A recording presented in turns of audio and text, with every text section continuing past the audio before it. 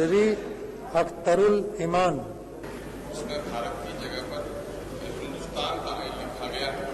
संविधान में भारत के लोग भारत का संविधान बोलते हैं, इसलिए मैं अगर इजाजत हो तो मैं भारत के नाम से।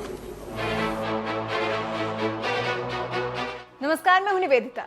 बिहार विधानसभा चुनाव खत्म हो गया है। अब विधायकों को पद और गोपनीयता की शपथ दिलाई जा रही है। इस शपथ को कोई हिंदी में लेता है तो कोई अंग्रेजी में लेता है तो कोई संस्कृत में या फिर उर्दू में। नीतीश कुमार की अगुवाई में नई सरकार के साथ 17वीं विधानसभा के नवनिर्वाचित विधायकों को भी शपथ दिलाई जा रही थी, लेकिन इस वक्त में कुछ ऐसा हुआ कि AIMIM के टिकट पर जीते एक विधायक बीजेपी नेता के निशाने पर आ गए। जी हां, शपथ लेते वक्त कुछ ऐसा हुआ जो AIMIM विधायक का दिल गवारा नहीं कर रहा था। जबकि इसको लेकर वो कई लोगों के निशाने पर आ सकते हैं, इसका उन्हें खुद भी अंदाजा रहा होगा।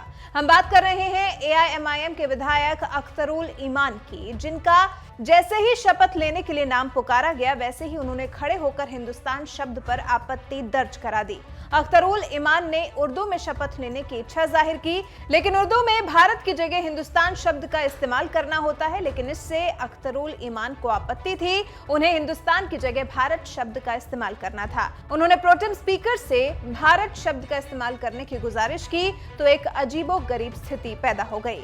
विधायक अख्तरुल ईमान ने कहा कि हिंदी भाषा में भारत के संविधान की शपथ ली जाती है, मैथिली में भी हिंदुस्तान की जगह भारत शब्द का इस्तेमाल किया जाता है, लेकिन उर्दू में शपथ लेने के लिए जो पत्र मुहैया कराया गया है उसमें भारत की जगह हिंदुस्तान शब्द का इस्तेमाल किया गया। लेकिन विधायक हिंदुस्तान की जगह भारत शब्द का इस्तेमाल करना चाहते थे। वो भारत के संविधान की शपथ लेना चाहते थे, हिंदुस्तान के संविधान की नहीं। इस पर प्रोटेम स्पीकर जीतन राम मांझी ने आपत्ति जताई और कहा कि ये कोई पहली बार नहीं हो रहा है, ये परंपरा रही है। हिंदुस्तान शब्द का इस्तेमाल बहुत पहले से ही होता रहा है, लेकिन इसका AIMIM विधायक पर असर नहीं पड़ा और वो अपनी बात पर अडिग रहे।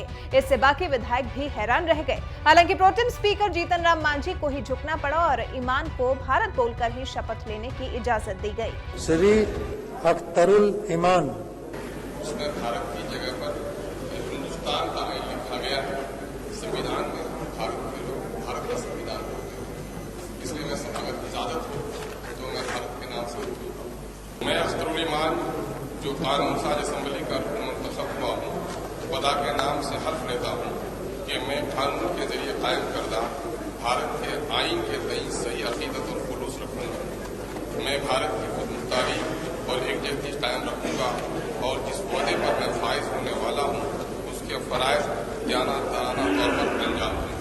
हालांकि इस पर बीजेपी विधायक नीरज कुमार बबलू ने आपत्ति दर्ज कराई। उन्होंने ईमान के लिए कह दिया है कि जिन लोगों को हिंदुस्तान बोलने पर आपत्ति है वो पाकिस्तान चले जाएं। ऐसे लोगों को देश में रहने का कोई हक नहीं है। आगे बीजेपी विधायक ने कहा कि कुछ लोग शपथ ग्रहण में अलग दिखने के चक्कर में इस तरह की हरकत करते हैं जिसकी कोई जरूरत नहीं है।